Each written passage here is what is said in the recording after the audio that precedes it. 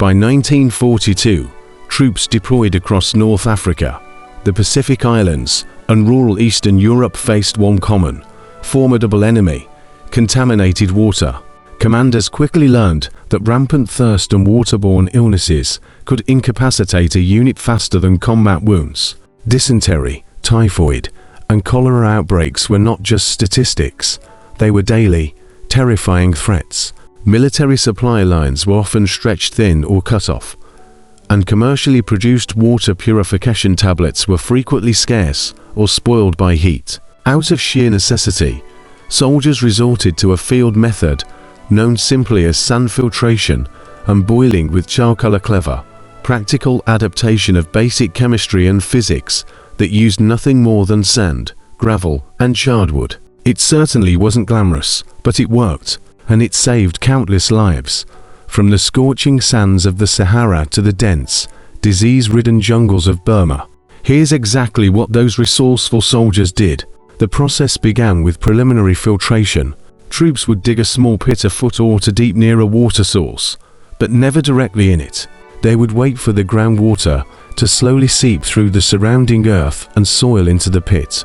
This natural process alone acted as a basic filter, physically straining out larger debris, floating algae, and even some bacteria as the water moved through the compacted layers of sand and soil. The clearer water that collected in the pit was then carefully scooped out into mess tins or canteens. This was step 1, earth filtration. Next came the truly critical step, sterilization combined with absorption. Soldiers didn't just boil the water, they significantly enhanced the process by adding charcoal, often made from the clean remains of their last campfire. The charcoal served a vital function.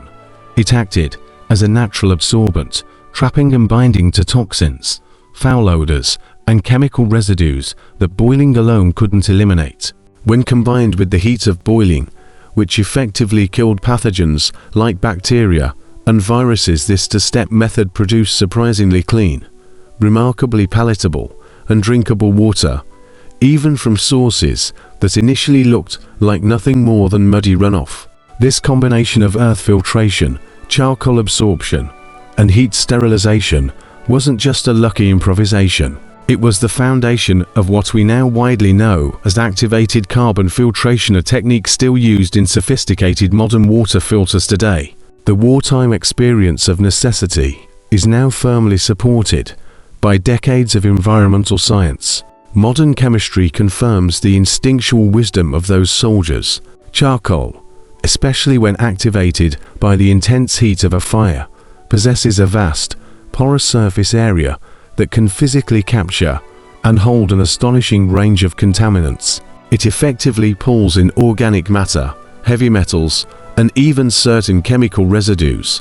When this is paired with the universal safety assurance of boiling, the method addresses the full spectrum of biological and many chemical threats present in untreated water.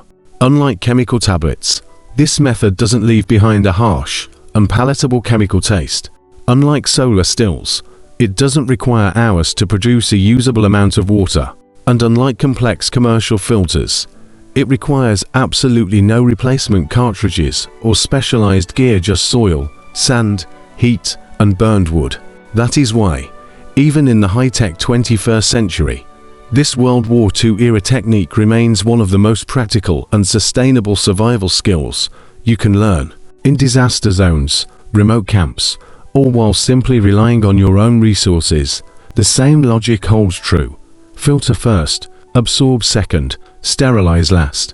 If you ever find yourself without modern filtration tools, here is a detailed breakdown of how to practically apply this wartime wisdom. Start by locating a viable water source, such as a riverbank or lakeshore. Dig a shallow hole, ideally around 1 to 2 feet deep, a short distance away from the edge of the water. Allow the surrounding groundwater time to naturally seep in and settle. Once the water has collected and the sediment has fallen, carefully scoop out the clearest water and find this is your preliminarily filtered source. Next, you need your charcoal. Collect a handful of clean charcoal pieces from a recent, fully cooled fire. It's crucial that you crush it finely, but stop short of turning it into a powder. You want a gritty, sand-like texture, as this maximizes the filtering surface area without turning the water into sludge. Place this crushed charcoal into a metal pot or tin, then pour in your collected water. Bring the water to a vigorous, rolling boil for at least 10 minutes to ensure all waterborne pathogens are killed. After the 10 minutes are up, remove the pot from the heat and allow it to cool naturally. Finally, strain the water through a clean piece of cloth, such as a bandana or a section of a clean shirt, to remove any floating charcoal bits. The result will be water that is visually clear, safe from most pathogens, and significantly better tasting than water that has simply been boiled without the benefit of the carbon absorption step. The practicality of this method is stunning. Modern bushcrafters and survival enthusiasts have meticulously replicated this charcoal boil technique in side-by-side experiments with store-bought filters. The consistent results show that the charcoal boil method produces water with similar clarity and comparable microbial safety levels to commercial products. While it may not remove 100% of complex heavy metals or chemical pollutants that industrial filters target, for field survival against the most common biological threats, which is what killed most soldiers, it is more than sufficient and completely sustainable. It's truly fascinating that a survival technique born in the chaos of global war still holds such profound, tangible value in our comfortable modern lives. We have willingly traded self-reliant fieldcraft for technology and convenience, but the core wisdom of the past has lost none of its original power. Soldiers didn't have the luxury of technology, but they possessed a deep, intuitive understanding of nature and physics, a practical comprehension that most of us today have overlooked. In fact, this precise technique traces its roots back even further than World War II, with documented use by 19th century explorers and even ancient civilizations who utilized charcoal and sand filtration housed in clay pots.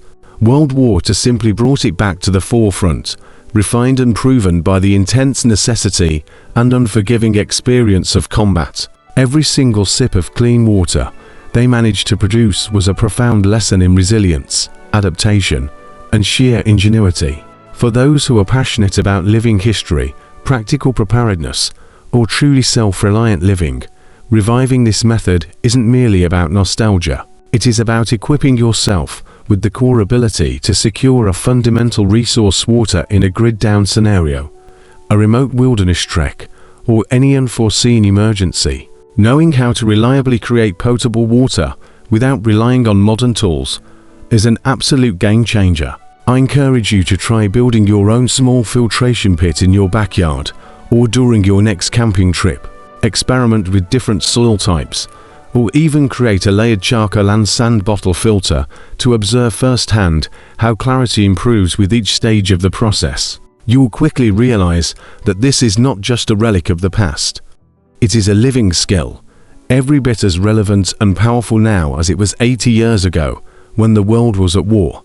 World War II may have concluded decades ago, but it's hard-won, field-tested survival wisdom speaks clearly across the generations. When all else fails, knowledge keeps you alive. So, the next time you read a field manual or watch a documentary, remember this: some of the greatest, most effective survival technologies weren't invented in expensive labs. They were dug out of the dirt by ordinary soldiers, desperate to survive just one more day.